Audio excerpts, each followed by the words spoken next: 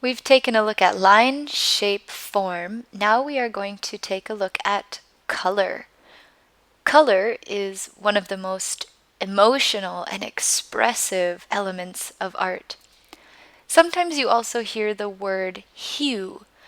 Hue is just another word for color. You can see in this slide, red, green, and blue, those are all different hues, different colors. You might also sometimes hear the word saturation. Saturation is how strong a color is. When a color is 100% saturated, it is the most vibrant it can be. As it goes lower in percentage, it gets more dull, more diluted. We call these muted colors. Artists choose to work with different levels of saturation. This artist we're looking at his name is Eric Hansen. He is an oil painter and he uses very saturated color. His paintings are bright, vibrant. They are what we sometimes call color straight from the tube. He doesn't mix them much, he just lets them be their full saturation, full color. Here you can see another artwork focused on the sky. He's used lots and lots of bright, saturated color. In contrast, we have paintings by Andrew Wyeth.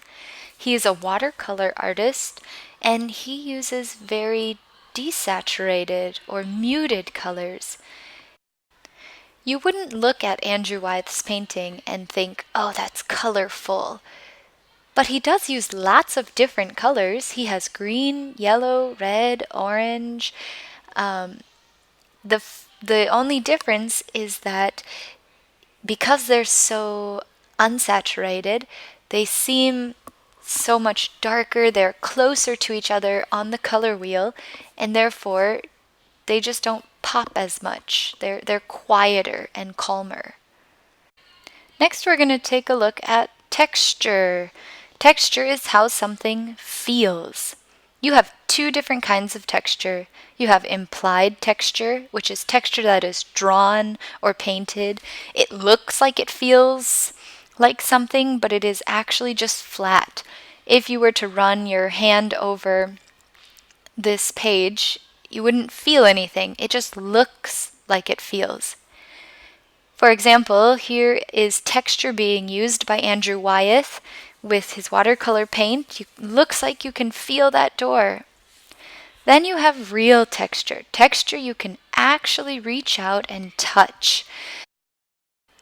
Real texture is most often found in sculptures and three-dimensional work, but it can also be found on two-dimensional work.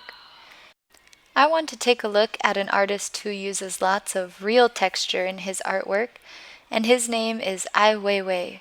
You might have heard of him. He actually used to live in Berlin. He uses lots of real texture in his sculptures, and he actually uses these to make a political statement or say something about society. Here you have a sculpture made of thousands and thousands of tiny clay sculpted seeds. Originally, his intent was to have people walk on top of the seeds and break them and observe the transition as the whole artwork broke down. But unfortunately, when that happened, there was dust that was emitted, and the museum had to say, it's not good for people. We can't allow this. So there you have it. We are up to 5 of the 7 elements of art. We've gone over line, shape, form, and now color and texture. I hope you are thinking about all of these elements. How does color impact your artwork? How can you better use color?